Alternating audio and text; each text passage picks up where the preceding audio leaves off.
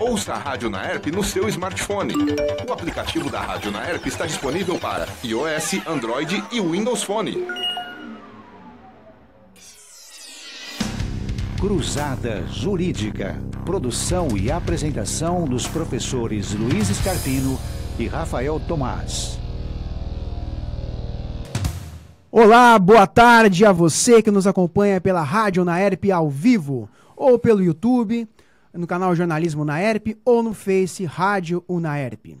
Estamos começando o episódio 2 do programa Cruzada Jurídica. Sim, ombreamos uma batalha em que o direito é levado a sério. Pelo menos nós tentaremos. E tentamos. Discursos fáceis nem sempre encontrarão respaldo aqui e podem contar com assuntos controvertidos, polêmicas e talvez opiniões distintas de nós apresentadores. Sim, sou Luiz Scarpino, estou aqui com o meu amigo Rafael Tomás. E aí, Rafael? Boa tarde, Luiz. Boa tarde, raro ouvinte, rara ouvinte. O que nós temos para hoje? Beleza, hoje, de novo, 3 blocos. No primeiro bloco, revisão da pauta. O assunto é: o STF está impondo o fim da Lava Jato? Uau! Enfim, muita coisa legal para falar aí. Uhum. O segundo bloco, direito e cultura, falaremos da obra da série britânica Wolf Hall. Wolf Hall. E no terceiro e derradeiro bloco, para terminar para cima, o convidado da semana é Vitor Drummond. Vitinho, isso, exatamente. Ele é advogado de direito autoral, né? Especializado em direito autoral, e vai falar para a gente também a respeito do livro que ele está lançando desde setembro do ano passado. Maravilha! Hoje vai ser muito massa. Então, com as vinhetas na voz do professor Gil Santiago, com os trabalhos técnicos do DJ Andrei Violante. Bora de música? O que tem pra hoje aí? Journey. Vambora! É isso aí, galera. Journey, Don't Stop Believing. Década de 80 pegando firme aqui hoje. E vamos então para a revisão da pauta. Cruzada Jurídica. É isso aí, Rafael. Queridos ouvintes, dileto público que nos acompanha aí, depois do que esse programa é veiculado, tem uma galera muito legal, mandou vários comentários. Ó, quiser mandar aí uma sugestão de música que não vai ser tão fácil acatar, mas enfim. Tem que entrar no limite da proposta, né? Recebemos uma do nosso querido aluno Renan, ele mandou Starway to Heaven. Eu acho uma ótima sugestão. Mas vamos colocar aí na tem que fazer uma versão pocket, né? Porque senão vai tomar metade do nosso programa. Enfim. Mas é isso aí, se quiser, comenta lá na rádio, no Face da Rádio Naerp, ou na minha fanpage lá do Scarpino, quiser mandar uma sugestão. Então, estamos aí abertos a sugestões, a indicações de pautas que tenham aí aderência com essa cruzada que estamos a comentem no Face do Luiz Scarpino, porque o Rafael Tomás de Oliveira não participa dessa comunidade. Você é Facebookiano, né? Sou. Na verdade, eu cometi Facebookcídio. Isso é um papo para outro momento. Don't Stop Believing foi a nossa música de abertura. Tem uma gravação melosa do Glee, né? Enfim, é imperdível. Eu aceito um conselho do Montaigne, aquele filósofo do comportamento e tal, que diz que você deve ignorar determinadas coisas que te entristecem. Então eu não conheço essa versão. É que você não está sintonizado com a galerinha aí, o pessoal que gosta dessa coisinha mais melosinha e tal. É um seriado musicalzinho que, enfim, não comentaria nem no nosso. Não entraria nem no nosso segundo bloco, enfim. Acredito que não. Bom, o tema da pauta de hoje é: o STF, o Supremo Tribunal Federal, está impondo o fim da Lava Jato? Veja, vamos contextualizar algumas questões aqui. Tivemos aí, nas últimas 2 semanas, o encontro, finalmente, que é o encontro marcado que o Gilmar Mendes falou, que o Supremo teria com as prisões provisórias, as prisões preventivas, enfim, estabelecidas pelo juiz Sérgio Moro na 13ª Vara Federal de Curitiba, relacionados aí ao contexto do processo da Lava Jato. E há uma crítica, uma grita muito grande na doutrina, em pessoas como o nosso amigo Rafael, o próprio professor Lênio, que nos brindou aqui, enfim, uma maneira inconteste de que há um excesso de prisões preventivas ou prisões alongadas além da conta. E aí o Supremo Tribunal Federal, na segunda turma, julgou, deu liberdade para o Genu, né, Rafael? Primeiro o Genu e o Bunlai. Né? Mas o Bunlai por questões médicas, né? Enfim, parece que não foi uma coisa... Esse é um ponto que eu acho que já precisa ficar estabelecido, né? Assim, você falou que a gente tem uma postura crítica, mas a crítica não está ligada aos casos específicos. No meu caso, eu não conheço, né? Eu não tenho procuração de nenhum dos réus. Uhum. Então, obviamente, eu não conheço os detalhes que circulam a situação jurídica de cada um deles. Sim, né? Sim, claro. Agora, do ponto de vista legal, eu acho que há argumentos que são utilizados para justificar essas prisões que são preventivas ou provisórias que não se adequam ao tipo de argumento que pode ser usado nesse contexto. A minha crítica vai nesse sentido. Não para o uso de prisões preventivas ou provisórias ao curso da Lava Jato. Até porque isso é um instrumento legal, existe uma previsão no Código de Processo Penal e é óbvio que se for o caso da prisão preventiva ser decretada, ela tem que ser decretada. E aí, aliás, eu tenho um livro escrito em parceria com o professor Lenny Streck, que o Luiz já mencionou, foi nosso convidado da semana passada, que se chama O que é isso, as garantias processuais penais. Exatamente um dos pontos que a gente toca é esse. Porque, geralmente, uma postura dos processualistas penais, assim, que são rotulados, entre aspas, como garantistas, né, que é uma palavra que é usada para dizer que o sujeito acha que tem que prender menos, que tem que haver menos direito penal e tudo mais, achar que sempre há excesso do Estado. E a nossa proposta é dizer exatamente o contrário. É dizer, quando o Estado tem que agir, ele tem que agir. Então... você tem uma dupla face aí na questão da proporcionalidade. Não há voluntarismo, não é a vontade do Estado. Não há, exatamente. Não pode haver, né? No Estado democrático, no Estado de direito, não é a vontade de quem ocupa um lugar de poder que deve prevalecer, mas sim aquilo que é estabelecido na lei. Né? Não prenda porque eu acho seu partido ruim ou porque eu acho você um lesa-pátria. Né? Exato. Na verdade, assim, existe uma frase que para alguns... já que a gente vai falar depois do Wolf Hall, né? Tem a questão da utopia do Thomas More. Para alguns é uma frase que sou utópico, mas eu acredito muito nela enquanto constitucionalista, que é uma frase atribuída ao Thomas Paine, que diz que o que se pretende numa república ou no Estado democrático é instituir o governo de leis e não de homens. Né? Então, é basicamente isso. Então, não é o Moro que prende, é a lei. Sim. Não é o Moro, não é o STF que solta, é a lei. Ou pelo menos deveria ser. Esse é o ponto. Bom, e aí nós tivemos esse contexto na semana passada, e nessa semana, então, o assunto ficou impossível. Ficou histérico, inclusive. Difícil ouvir posições sensatas ali. Até que alguns críticos vão entender que uma posição sensata veio pelo editorial do Estadão, que para alguns não tem lá uma isenção das mais elevadas. Para dizer o seguinte, o Supremo Tribunal Federal, por 3-2, resolveu relaxar, ele derrubar a prisão preventiva decretada pelo juiz Sérgio Moro contra o José Dirceu.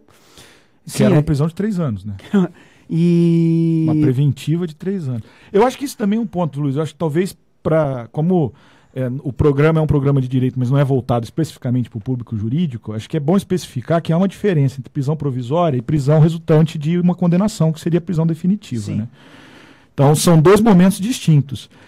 Por isso que a grita de que se está a perpetuar impunidades ou defender a impunidade, ela é falsa, porque, na verdade, o processo continua, o sujeito ainda vai poder ser condenado em segunda instância, e pela jurisprudência atual do Supremo, uma vez condenado em segunda instância, ele vai para a cadeia.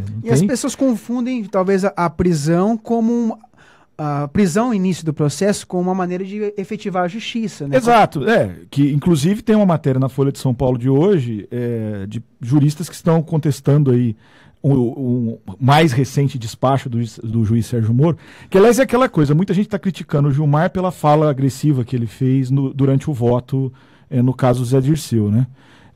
Agora, tem que olhar que sendo imparcial, né, assim, se você não está jogando com torcidas, né, e você não está naquele discurso extremista de um lado ou de outro, você tem que perceber que o Sérgio Moro faz a mesma coisa. Então, assim, um despacho é um ato formal, é um ato que diz respeito a um processo, especificamente falando. Ele não tem que ficar dando satisfação sobre o que ele entende ser necessário ou não com relação à política de prisão preventiva que ele adota. Se ele quiser então, assim, fazer, ele faça lá na cátedra da universidade. Exato, não, do mesmo jeito que o Gilmar também poderia se pronunciar como ele se pronuncia, fora do processo, né? Assim, no jornal, na academia, fazendo artigos, etc. Então, o Gilmar exagera um pouquinho, é que o Moro é um pouquinho mais delicado. O Moro é mais novo, o Gilmar já está mais esfolado nessa vida menos paciente. Política. Não, eu acho que assim, o Moro tende a ser um Gilmar. Tá polêmica é essa, hein? Eu acho.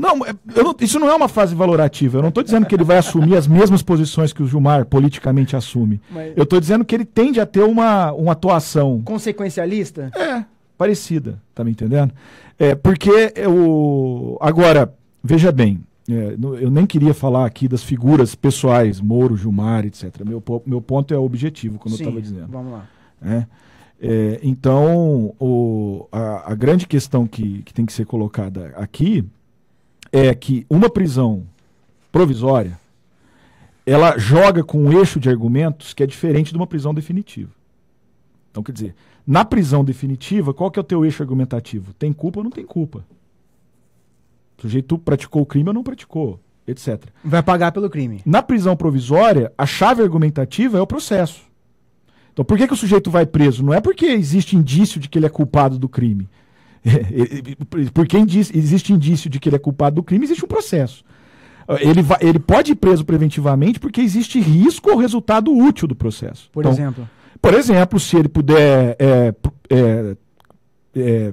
coagir testemunha, se ele tiver alguma conduta que leve à destruição de provas. Ou a habitualidade delitiva seria Então, vamos ficar na questão anterior, depois a habitualidade delitiva tem um outro aspecto. Para mim, o ponto principal é a questão do resultado útil do processo. Então, se ele pode destruir provas, tem que prender. Se ele pode coagir testemunha, existe indício de que ele vai coagir testemunha, tem que prender, e assim por diante.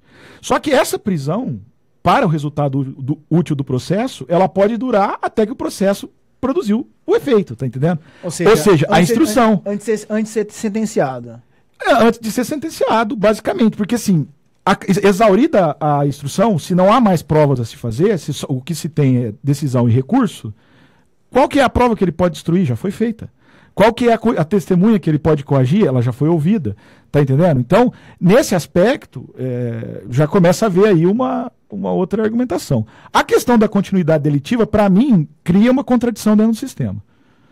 Porque para você dizer que tem continuidade delitiva, você tem que ter culpa no antecedente. Então, o que significa? Você precisa fazer um juízo a respeito do fato que está sendo julgado, não de outros. Né?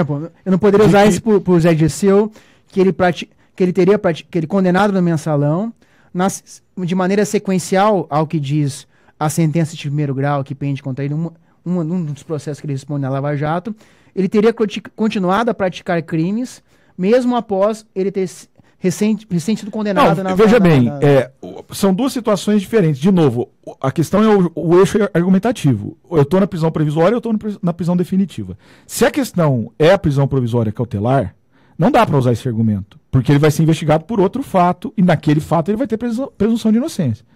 Então, logo, se eu digo que tem possibilidade de continuidade delitiva, eu estou falando que ele é culpado do fato que eu estou investigando, antes que ele seja julgado. Certo?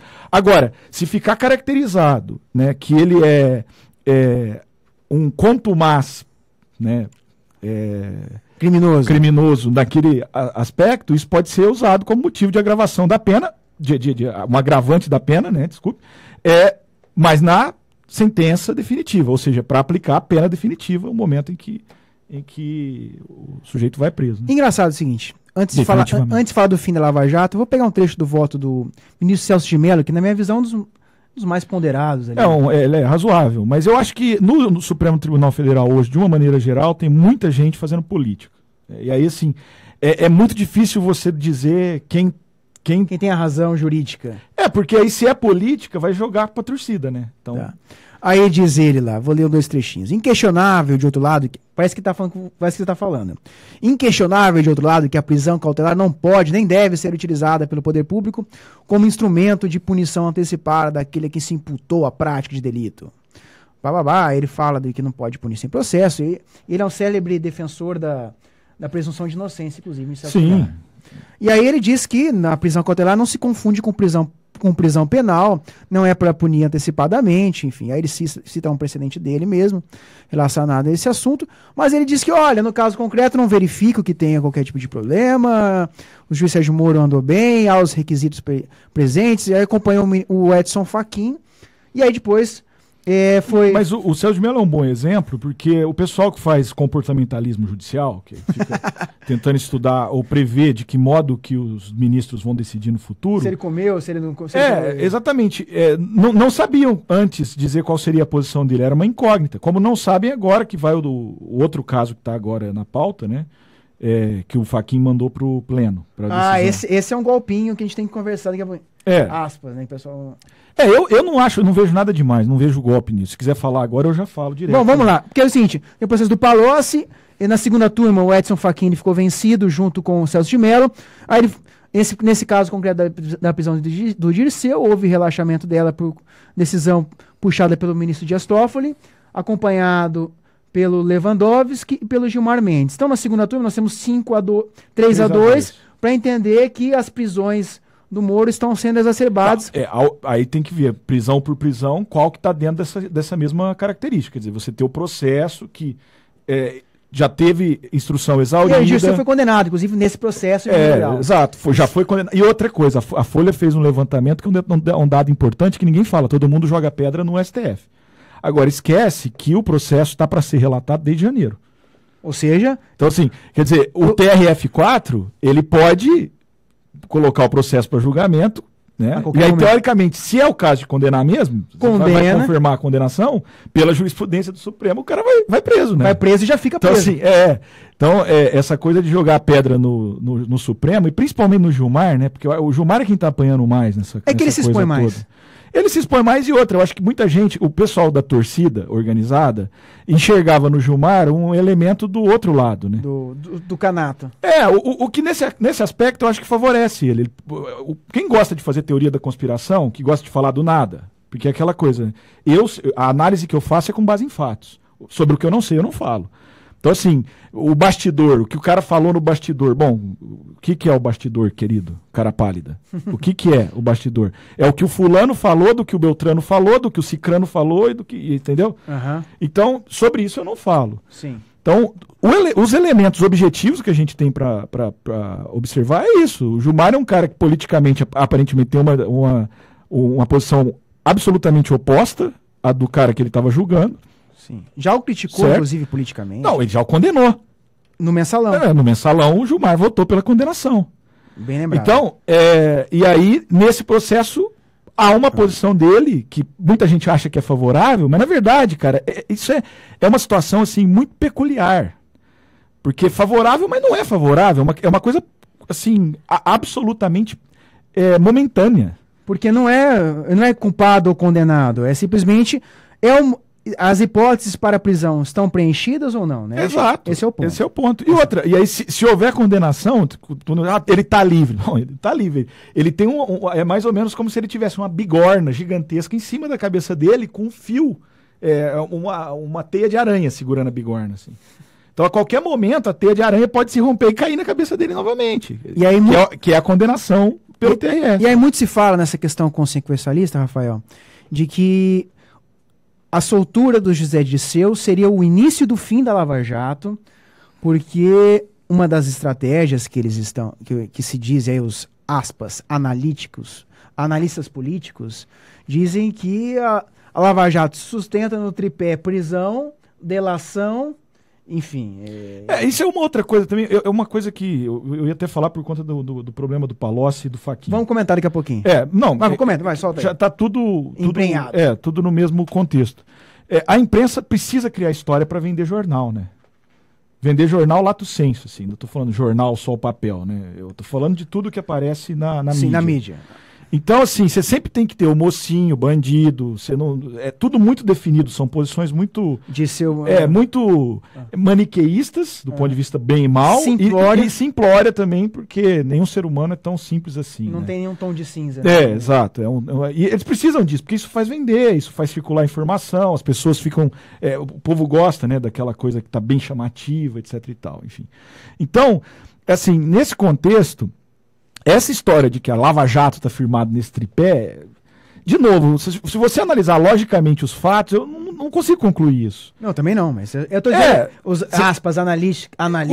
Exato, porque, veja bem, estão dizendo o seguinte, que no caso específico, né, a gente tem que falar o nome, não tem jeito, né, que o Palocci, por exemplo, que estaria prestes a fazer uma delação, não faria porque o Dirceu foi solto. Porque ele teria as chances de ser solto também. Isso não faz sentido nenhum, porque, como eu disse, o Dirceu foi solto numa situação extremamente precária. Se houver condenação no TRF, amanhã, ele vai voltar. Se TRF, daqui 2 dias, pautar o processo dele, daqui 10 dias, uma semana ele está preso. E outra coisa, se o Ministério Público não tivesse feito aquele teatro todo com a história dessa denúncia, tivesse aguardado uma nova denúncia, tivesse aguardado e feito a denúncia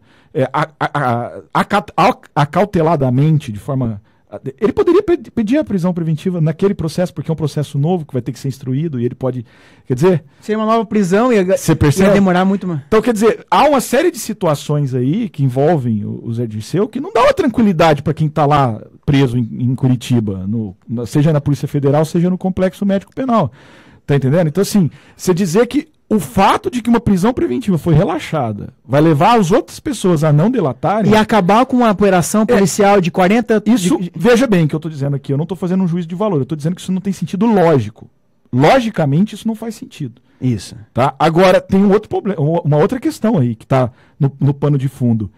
Se realmente o sujeito, para fazer delação premiada, precisa estar preso, então a gente está voltando para a Idade Média, querido. É só isso que eu tenho para dizer.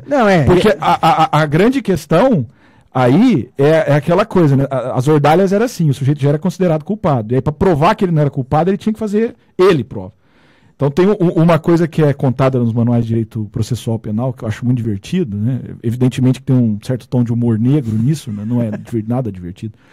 É que o sujeito era considerado culpado, evidentemente. E aí, para provar que ele era inocente, a técnica que era usada era a seguinte: pegar uma bacia de azeite quente e o cara tinha que enfiar a mão lá dentro. Se a mão saísse completamente isenta de qualquer lesão, ele era inocente. Se ela queimasse, ele era culpado. Muita técnica. Você tá me entendendo? Então, quer dizer, eu acho que essa lógica não pode... Eu não sou uma pessoa contrária à delação, nada disso. Agora, se realmente existe um vínculo entre prisão e delação, se não há espontaneidade, a gente tem que problematizar uma série de coisas. Não. Eu acho que quem fala isso, primeiro, desconhece direito, segundo, tripudia sobre o direito, e terceiro, desconhece um dado realístico que na própria Operação Lava Jato, uma parte considerável dos delatores, inclusive, o fez quando estava sofrendo o processo, mas não estava preso mais. Exato. O caso do João Santana, da Mônica Moura, enfim. Eles estão soltos e estão delatando porque já estão antevendo que o cenário criminal para eles não é bom, e enfim. E eles têm o benefício da redução da pena, da negociação dela, enfim. Então, nesse sentido, é uma falácia. Se tivesse uma vinheta aqui, boato, bater aqui, acabou, não tem fim da Lava Jato, porque se o Dirceu foi solto, se o Palocci for solto também, não vai mais. Eu acho que tem um outro detalhe aí, né? Fim da Lava Jato. Eu volto para aquele negócio, né? Eu sou um sujeito racional e eu falo de fatos, eu não falo de metafísica, eu não falo de ilusões que são projetadas pela mente humana.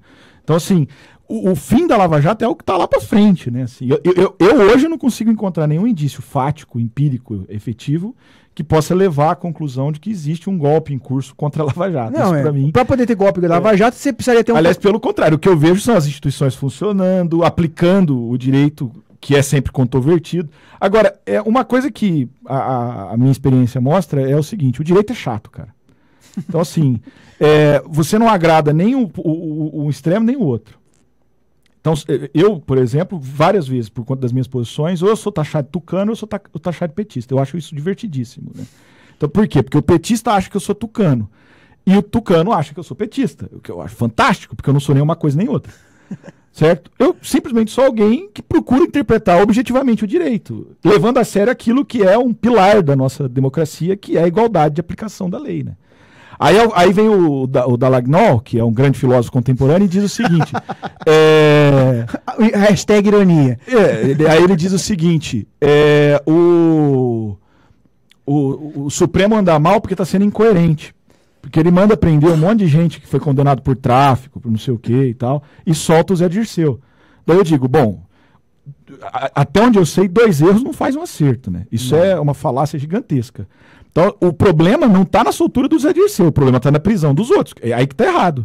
Se não existe motivo, é aquilo que eu disse, né? A questão é saber analisar o contexto específico e ver se existem motivos processuais para a decretação da prisão preventiva. Existe um motivo, tem que prender. Não existe, tem que soltar. Isso é. Rafael, Pra mim, é a lei que diz, né? Não sou. Vai, nós estouramos o bloco no toco, mas eu quero fechar um assunto contigo. Eu acho que tá legal pra caramba o papo aí.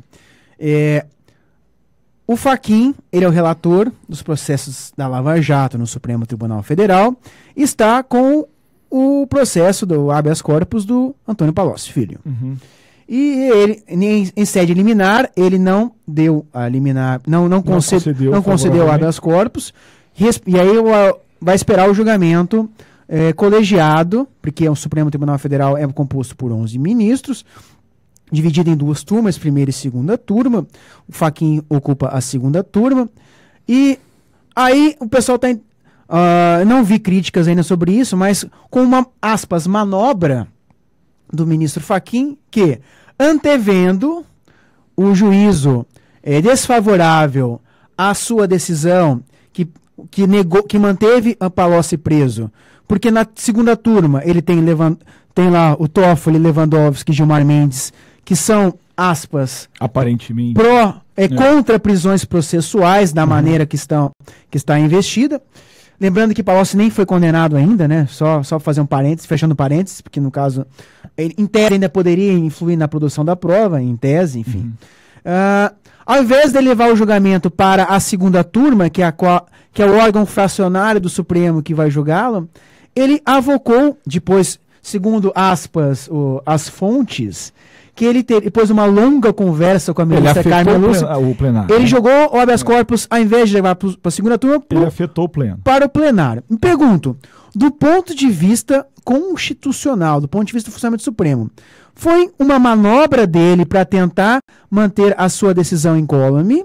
Foi adequado ou ela foi uma coisa casuística no sentido de que, antevendo o resultado, ele quis garantir a posição dele para... Eu vejo a coisa aí, na verdade, não é uma resposta única, né? É uma resposta controversa. Se é adequado ou não, porque assim, o regimento, na verdade, do Supremo Tribunal Federal permite que o relator, em julgamentos de habeas corpus ou mandado de segurança, leve a questão ao plenário, tá? Tem um outro ponto também, porque parece que existe arguição de inconstitucionalidade nesse habeas corpus. E aí, assim, se tem mesmo, é uma coisa a conferir, mas se tem mesmo, aí a competência é do plenário. Então, a turma obrigatoriamente tem que afetar o plenário, inclusive por uma súmula do Supremo Tribunal Federal, que é a súmula 10. Tá? Então, essa é a primeira questão, assim. Agora, evidentemente, se não for o caso de arguição de inconstitucionalidade, se a questão é o simples aspecto pessoal do Fachin de querer mandar para o plenário, aí a questão começa a ficar controversa mesmo.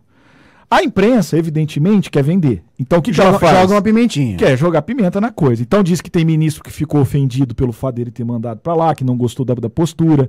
A defesa, que está no papel dela, acha que pode haver uma degringolagem, né, por conta do julgamento em plenário, porque aumenta o número de ministros que vão se posicionar e tudo mais, e quer que o processo permaneça na segunda turma. Também acho que está no papel dela. Agora, do ponto de vista objetivo, de novo, analisando os fatos friamente, a minha questão é a seguinte: você tem uma situação em que o Supremo Tribunal Federal tem, e isso é muito ruim, uma conduta, assim, 2 pesos, 2 medidas, né? Então, você tem, na primeira turma, por exemplo, mandou prender o goleiro Bruno e a segunda turma soltou o Genu. Esse é um problema sério. E o goleiro Bruno, aí assim, de novo, né? O crime é horrível, mas o fato é que o cara estava preso há 6 anos. Provisoriamente. Sendo que o processo já acabou, já foi julgado e pende recurso no TJ. E nada o TJ de Minas Gerais julgar, né? Exatamente. A culpa é do Supremo. A culpa é sempre do Supremo, tá vendo? Então, esse é o ponto. Mesmo quando ele acerta, ele erra. E eu sei também, alguém que já é versado em direito vai dizer assim para mim, não, mas no caso do goleiro Bruno, o argumento foi que a soberania do tribunal do júri deve prevalecer. Bom, são 2 casos semelhantes. O argumento pode ser diferente, mas a questão é prisão preventiva alongada, Aí, num caso, o Supremo manda prender, no outro, o Supremo manda soltar. Eu acho que, do ponto de vista legal, isso não pode acontecer. Você tem que ter consistência e coerência na decisão que o Supremo toma. Afinal de contas, é o Supremo Tribunal Federal, é um tribunal. E aí, não dá para uma Câmara e outra ter posições absolutamente divergentes a respeito do mesmo assunto. Então, nesse aspecto, pensando assim, como se exige que haja aí uma coerência, me parece que é até oportuno a provocação do plenário. Porque seria um modo de se estabelecer. Do mesmo jeito que aconteceu com a questão da prisão em segunda instância. Já verga a segunda turma. Né? Na minha posição constitucional, ela é inconstitucional, a posição do Supremo. Aliás, terrivelmente alterou a Constituição. Mas vamos lá, é o que o Supremo está decidindo. Então, como operador, hoje. Como se gosta de dizer por aí, como operador do direito, a gente cumpre. Né? Então, do mesmo jeito que o Supremo teve que padronizar esse entendimento, me parece que ele tem que padronizar agora com relação também ao relaxamento das prisões preventivas, né? Com o gravame de que tem que se obedecer aquilo que a lei manda, né? Então, assim, se um dos ministros inventar uma coisa que não está na lei, me parece um pouco prejudicial a coisa aí. Bom, esse papo vai fazer umas 3 horas e 15 minutos, mas o nosso tempo urge. Então, vamos fechar o bloco? Vamos lá. Nós temos. Vamos para o segundo bloco, então. Nós vamos fechar com Survivor Burning Heart. Survivor Burning Heart. É isso aí, solta aí. Rock. É isso aí, galera. Survivor Burning Heart. Rock 4, é isso? Rock 4.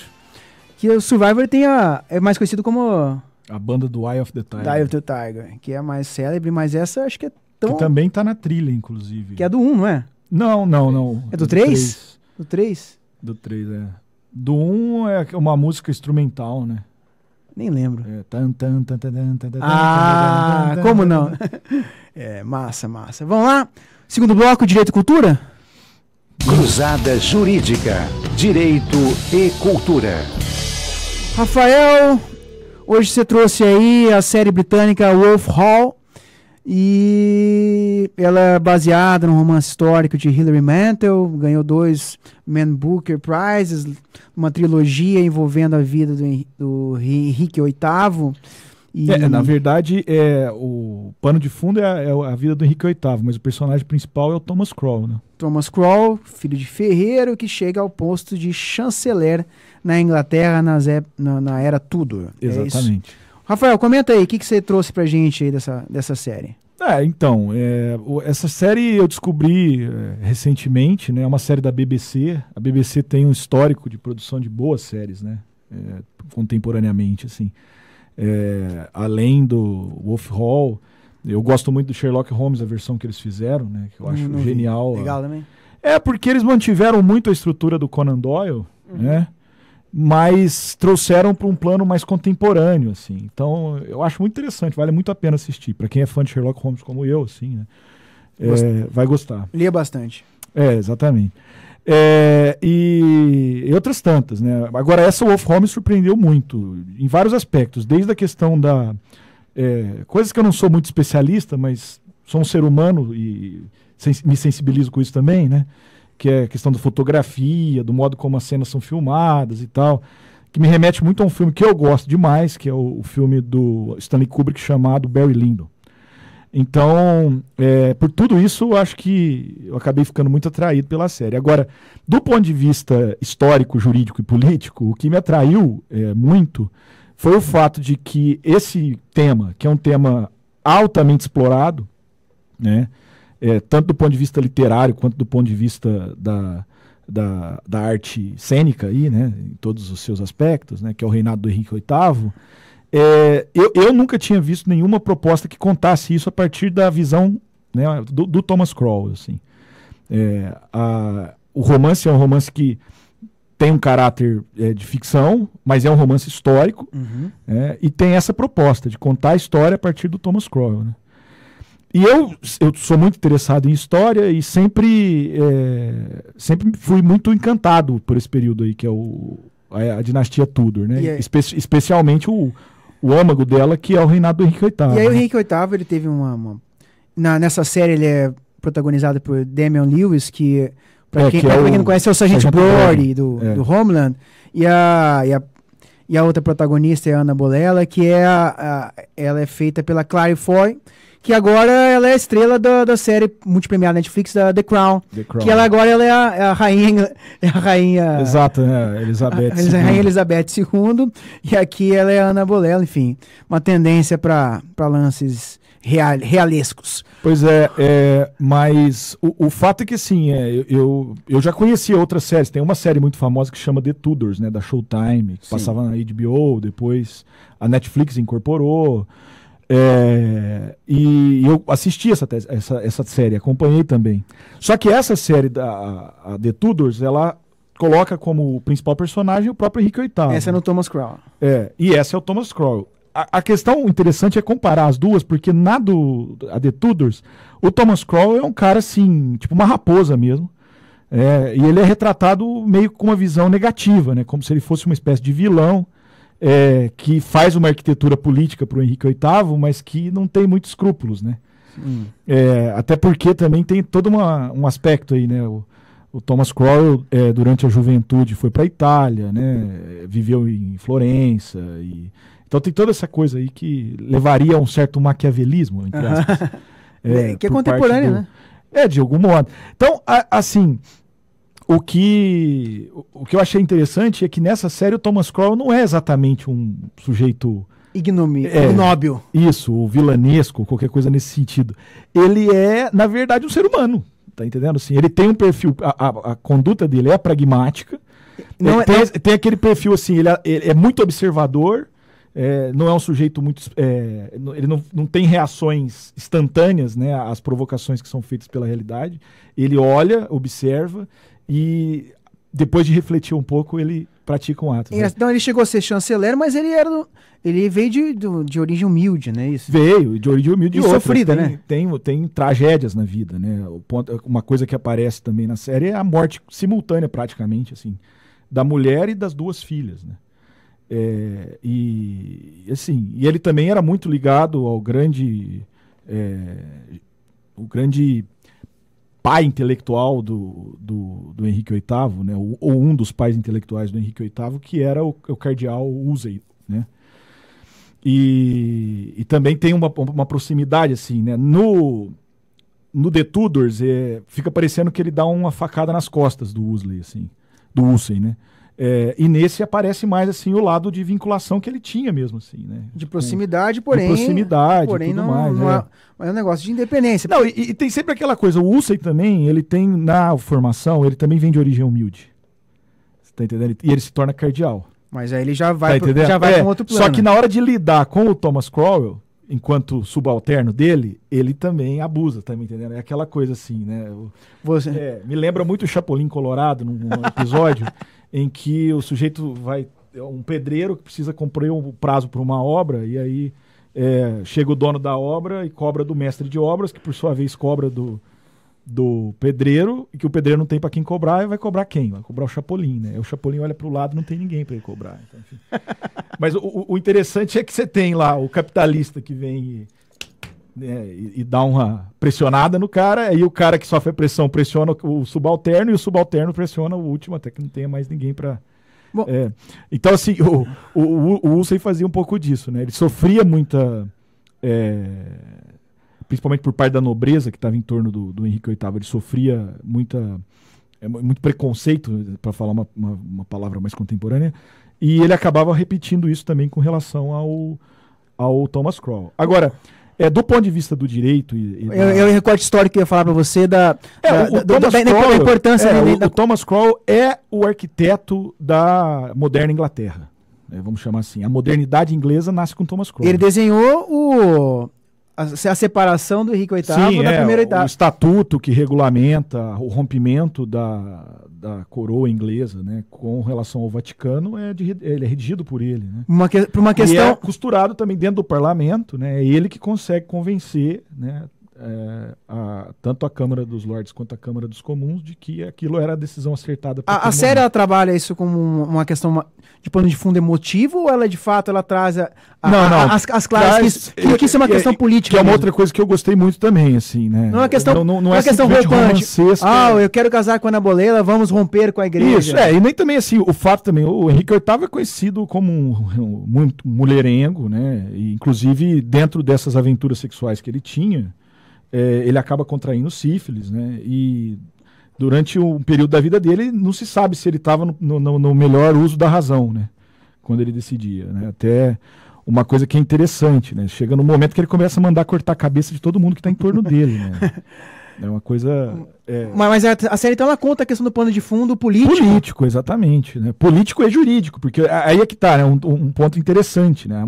Depois disso, quando a modernidade começa a se assentar e você começa a observar o desenvolvimento de estruturas de Estado liberal... Separar Estado da igreja. Separar Estado de igreja, tentar limitar o exercício do poder político, instituindo direitos fundamentais que são limites para o exercício do poder político e assim por diante, você tem ali uma nítida tentativa do direito controlar a política, ou colocar numa posição de controle da ação política, né? E o que você observa ali na gênese disso tudo, que é esse momento, né? Principalmente ali no contexto inglês, né? Sem querer extrapolar isso generalizadamente, né? A França tem outra experiência, a Itália tem outra experiência, enfim. Mas ali no contexto inglês o que você observa é o direito sendo usado como instrumento para poder ajustar essas disputas de poder que eram muito intensas nesse momento, né? Entre o papado e o rei, entre o rei e o império, né? Porque também o imperador era espanhol, né? É a época da expansão marítima, quem estava na bola da vez era a Península Ibérica, né? Não era a ilha, não era... E aí isso também é um outro ponto, né? Não era só uma pretensão de se livrar de um casamento e entrar no outro, né? Não era tão simplório assim. Não, era uma situação bastante... Porque a mulher, a esposa originária do Henrique VIII, que é a Catarina Aragão, ela era prima do imperador, né? Espanhol. Então, no momento em que ele quer anular o casamento com ela... Ele rompe com... O Papa fica numa situação assim de não ceder à vontade do Henrique VIII, porque se ele cedesse à vontade do Henrique VIII, ele ia comprar briga com o imperador, e que nesse momento não era interessante para o Vaticano fazê-lo, né? Sim. Agora, de todo modo, além do fato dele querer casar, e outra coisa também, ele queria casar não era só por volúpia, né? Era também porque, nesse contexto, ele precisava de um herdeiro varão legítimo, porque ele tinha um filho legítimo, que não... Existia um consenso na época de que não seria possível ele assumir o trono. E ele sabia que existia muita gente querendo tomar o trono dele, né? E então ele tinha uma pressão para ter um filho varão. E como ele achava, e óbvio que aqui a razão começa também a ter algum tipo de defeito, porque o sujeito, aquilo que eu disse, o sujeito tinha sífilis e não sabia em que momento... A noção do certo e errado. Em que momento que ele começou a perder o controle das faculdades mentais. Isso é uma coisa que historicamente é complicado de se avaliar, né? E ele chegou à conclusão de que a Catarina Aragão não poderia lhe dar um filho varão, entendeu? Assim, porque toda vez que ele fecundasse a Catarina Aragão, ia sair uma mulher dali, entendeu? Então ele precisava, aquela coisa, né? Trocar. Então ele precisava trocar. Se não deu certo aqui, eu vou ter que ir para outro lugar. É uma coisa absurda, mas enfim, é o tempo histórico, né? A mentalidade da época, uma série de coisas nesse sentido. E além disso, além desse aspecto, que já é um aspecto político, que é a manutenção da dinastia, a preservação do trono e essa coisa toda, ainda tem um outro ponto que é fundamental, que é o fato de que ele estava consciente de que a Igreja Católica levava muito dinheiro, né, na jogada, por conta da propriedade, né, aquela história que todo mundo conhece porque fez colegial, né? Uma vez que a igreja, o padre residia num determinado lugar e a capela, não sei o que, tudo isso era propriedade do Vaticano. Da igreja. Então, tinha aí uma questão econômica também por trás. Rompendo, você quebra esse laço de propriedade, enfim. E a partir de então, você se emancipa daquele que possuía grande parte da sua propriedade, da sua extensão territorial. E aí tudo acaba caindo num contexto em que tem uma certa propensão, porque a reforma religiosa está em curso. A Inglaterra tinha muita gente, um dos tradutores da Bíblia para línguas contemporâneas da época, né, alemão, o Martinho Lutero e tal, mas para o inglês, teve uma versão para o inglês também, então era um cara que estava lá, né? Perseguido, inclusive. E, aliás, isso é outro ponto importante, né? Geralmente, o Thomas Croll é um cara ruim, naturalmente ruim, e o Thomas More, que seria o outro mentor intelectual do Henrique VIII, é necessariamente bom. E realmente, assim, é o cara que escreveu a Utopia. Então ele tem uma imagem, assim, de ser humano bonzinho, né? E nessa série mostra uma coisa uma faceta que para mim não era tão evidente do Thomas More, que era, porque como ele era um católico, assim, rigoroso, dedicado ao Vaticano e tudo mais, ele perseguia todo mundo que estava, de algum modo, saindo das linhas daquela liturgia oficial da igreja. Doutrina mais rígida. Assim. E perseguia, assim, cruelmente, né?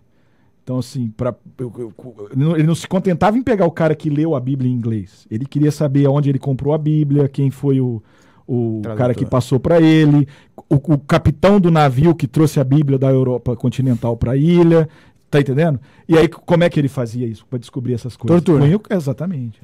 Bom, é então, muito legal. Um cara que foi beatificado, se tornou santo, né? E que em 2000 o Papa João Paulo II disse que ele era um estadista do Vaticano e tudo mais, enfim. Com algum perdão histórico. Pois é. Bom, você vê como é que é a coisa. Galera, é isso aí. Fica a dica da série britânica Wolf Hall. E é isso. Vamos lá. Vamos pra Agora frente. No próximo bloco, Vitor Dumont. E aí, vamos de música. Iggy Pop, The Passenger. É isso aí, galera. Fone de Iggy Pop, The Passenger. E tem uma versão não tão célebre que não vamos falar dela aqui. Tem a versão do Capital Inicial, né? O Vitor gosta. Mas é o melhor original. É. Bom, vamos de quadro, terceiro bloco? Vamos lá, então. Vitor Drummond, meu querido amigo. Antes a vinheta, né? Sim, claro. O Cruzada Jurídica recebe o convidado da semana. Com a grande apresentação do professor Gil Santiago, nós temos quem é aí, Rafael? Vitor Drummond, como eu estava fazendo a apresentação anteriormente, ele é professor da Faculdade Guanambi, autor de vários textos e livros, advogado especialista em direito autoral, representa uma associação de atores internacional, que a gente vai discutir aqui hoje. Então, enfim, é uma figura extremamente interessante. E eu já faço de plano uma pergunta para o Vitor, né? Quem é o juiz plagiador, Vitor? Já começa assim, né? Sim, lógico. Já começa com spoiler. Isso. Primeiro, pessoal, obrigado pelo convite. O melhor de tudo é ter amigos, viu? O melhor de tudo é ter amigos. Como o professor Rafael, está nessa empreitada com vocês. Eu, particularmente, adoro fazer rádio, TV, entrevistas, e falar do direito a sério, mas de um modo um pouco mais leve, sempre que possível. Bom, o juiz plagiador, o texto do juiz plagiador surgiu no meio da tese de doutorado. Ele surgiu porque, dentre muitas questões do direito de autor, a tese foi basicamente sobre concepções filosóficas do direito autoral e a justificativa do direito de autor, por que ele deve existir ou não. E, de repente, no meio do caminho, eu me vi discutindo também a questão do direito, do fazer o direito, e se o que era feito no direito era protegido por direito de autor. Era uma questão que já é constantemente colocada, mas aí surgiu o tema do quanto o juiz poderia criar. Aí sim, a gente chega nesse tema. E eu percebi que era um tema importante, que não tinha sido ainda explorado, que é exatamente a análise do quanto um julgador pode imaginar-se numa teoria da decisão, como uma de fazer o direito, quanto ele pode imaginar-se como um livre criador do direito por meio das decisões que ele toma. Exatamente. E daí que, obviamente, o título acaba sendo uma provocação. Nós estamos em busca do juiz plagiador, porque o juiz plagiador é o bom. O juiz plagiador é o que busca plagiar, num sentido, obviamente, metafórico, as decisões anteriores que estão no ordenamento jurídico, que são corretas, que, por sua vez, estão de acordo com os antecedentes, que estão de acordo com o ordenamento em vigor, que também me antecedem, assim, numa cadeia digamos, para trás, né? De hoje para trás. E, portanto, isso abre aí a concepção sobre impedir ao juiz ele se arvorar na condição de um livre pensador para criar o direito na condição de juiz. Exatamente. Seria basicamente essa coisa. O juiz que decide conforme o direito, né? E não conforme, claro, como diz o nosso grande mestre Lênio, a consciência, né? Claro, exatamente. E obviamente, aí o livro é um livro pequeno, tem 100 e poucas páginas. O Lênio fez o prefácio e o Alexandre Moraes da Rosa a apresentação. O Lênio até disse que normalmente um livro bom é aquele, como você sabe bem, né, Rafael? É um livro que fica de pé, né? E esse livro ele não fica de pé, mas o Lênio abriu uma exceção para dizer que é um bom livro, porque a tese, apesar de curta, é bastante densa nesse sentido, que realmente o tema a ser discutido é somente esse. E são os pontos que eu discuto nessa obra particularmente. Não, mas talvez o principal tema do direito contemporâneo mesmo. Pois é. Ô Vitor, agora fala para nós aqui, como é que é a tua atividade lá com a Associação de Atores e como que você patrocina a causa aqui no campo do direito brasileiro? Assim, eu sempre fui ligado na minha carreira à questão do direito autoral, mas particularmente em relação à defesa do direito dos artistas. Então, assim, eu escolhi um lado. Escolhi o lado de entender que se o direito é de autor, você tomou parte, né, o autor. Né? E essa categoria jurídica é uma categoria que ela é semanticamente falha, perniciosa. Os termos que são utilizados são termos que, na verdade, enganam aquele que faz parte dessa cadeia produtiva.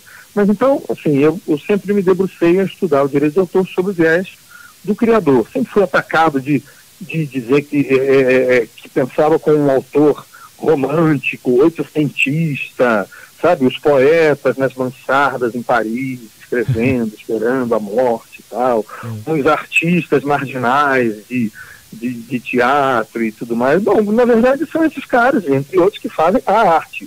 E se a gente quer proteger a arte, são esses caras que têm que ser protegidos, porque uma vez que eles não têm proteção, eles não vão criar mais nada. E aí parte da nossa vida não faz sentido, né? Certo. Então, assim, em relação especificamente aos atores, foi um desdobramento desse meu entendimento. Até antes de falar disso, e prolixamente, vou te trazer um elemento histórico que é interessante. Não, mas você não é prolixo, cara, que é isso? Pois eu tenho estudado muito a questão da história do direito de autor. E aí, por conta disso, estudando as fontes primárias. Né? Então, eu estou indo aos documentos, aos privilégios reais, por exemplo, em Portugal, e tive em mãos com alguns privilégios do século XVI, que estão lá na Torre do Tombo, que é um centro documental absolutamente maravilhoso, Portugal, e a burocracia portuguesa salvou os documentos e a própria história portuguesa, isso deve ser admitido. Então eu tive na mão com o privilégio do rei Dom João III, que ele atribuiu a um sujeito chamado Baltazar Dias o direito, na verdade, a possibilidade, né, com exclusividade, desse autor imprimir as suas obras com exclusividade, não permitindo que demais, se fosse o caso, viessem a fazê-lo. Foi a segunda vez que isso aconteceu em Portugal. A primeira foi no ano anterior, para um outro autor chamado Gonçalo de Baiona. Mas antes, os privilégios eram atribuídos a impressores ou tipógrafos, desde o ano de 1502. A peculiaridade do privilégio atribuído ao Baltazar Dias é que o rei disse, considerando que ele era cego, que ele era poeta, escritor, que ele ia dar essa exclusividade e essa condição a ele, porque era a única indústria da qual ele sabia viver. Então, na verdade, Dom João foi um visionário no sentido de que os outros privilégios dos outros reis, né, dos monarcas europeus, normalmente não atribuíam isso. Ele disse, esse cara só sabe fazer isso. Sim, então é ele que tem que ter essa possibilidade. Então, desde 1537, a gente continua ainda no sistema de direito de autor, precisando atribuir a quem só sabe fazer uma coisa, o direito é a única coisa que esse cara sabe fazer. Então você não pode forçar um ator a ser motorista de Uber se ele não quiser ser motorista de Uber. Ele vai ser motorista de Uber se ele quiser ser motorista de Uber. Ou açougueiro, ou o carpinteiro, ou o advogado, por não ter talento para ser ator, como é o meu caso. É uma série de outras questões. Então, o artista ele tem que ser protegido nesse sentido, na possibilidade dele criar, se é o caso dele criar. E aí a tua tese é que também a interpretação feita pelo ator é protegida pelo direito autoral, é isso, não é? Claro, e aí, a partir daí, de 20 anos para cá, mais precisamente 17 anos para cá, eu comecei a me envolver com essa defesa. Percebi que na Europa isso era um movimento bastante seguro já, bem entendido, e comecei a defender essa linha no Brasil e na América Latina. A partir daí, criei uma associação que se chama Interartes Brasil, que tem como finalidade arrecadar os direitos dos atores nos países em que esses direitos são respeitados e pagar aos artistas brasileiros, representar as demandas plurais dos artistas nos locais em que haja essas demandas, lutar por melhores legislações. E essa batalha no Brasil, obviamente, tem sido longa, árdua, continuará sendo, e eu continuarei nela, porque é uma questão ideológica, e eu não saio, é o que eu sei fazer, e eu não posso fazer outra coisa. Então, isso é a minha parte. Outro dia até um amigo querido de direito de autor falou, mas você trabalha com os atores, eles são os mais complicados, eles são vaidosos, eles são isso, aquilo. Eles são o que eles são, disse eu. E eu sou o que eu sou, e eu sou amigo deles e trabalho, e acabou. Essa é a minha parte. Faça a sua parte, eu faço a minha parte. Claro. A sua você faça bem, e a minha eu faço bem. E eu acho que eu faço a minha muito bem. Porque é uma questão realmente ideológica de pensar que o criador tem que ser protegido, e esse sistema tem que estar a serviço dele, e não dos intermediários que tanto lucram no mercado da arte também. Tá certo, Vitinho. Vitinho, nós aqui estamos com o tempo um pouco apertado. E aí, assim, como você é sócio e vai voltar outras vezes, eu tomo a liberdade da gente encerrar por hora essa conversa. Intimidade é um problema sério, né? Vocês veem só isso. Exatamente. Com o compromisso de me chamar outra vez, de gravar as entrevistas, para que eu possa trazer um novo público para nós também, claro, lógico. Eu volto quando vocês quiserem. Isso será feito, na forma da lei do decreto. Tá bem, combinado. Bem? Valeu, um prazer, Vitinho. Meninos. Valeu, um abraço, pessoal. Abraço. Um abraço, se cuida. Valeu, galera. Valeu, Vitor. Obrigado pela entrevista. Enfim, hoje acabou entrando aí. Nós temos vamos lançar o boletim e depois a gente encerra o programa. É isso aí. Eu e o Rafael Tomás. Rafael? Bom, é isso, né? Vamos de música, né? Para encerrar, e aí a gente volta semana que vem. Semana que vem, o episódio 3, bombástico, que nós não sabemos ainda o que vai ser tratado, porque cada dia é uma bomba nova. Sim, a proposta desse programa é interessante por conta disso, justamente, né?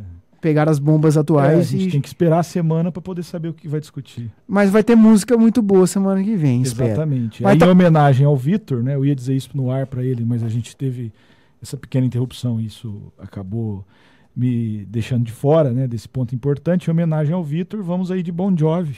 Living on a Prayer. Exatamente. E anos 80, Roots. Exato. Bora lá, galera. Valeu. Foi um prazer ter vocês aí em contato. Até semana que vem. Tchau, beijo, um abraço, me liga, manda mensagem. Tchau. Você ouviu na Rádio Unaerp Cruzada Jurídica. Produção e apresentação dos professores Luiz Scarpino e Rafael Tomás. Rádio Unaerp.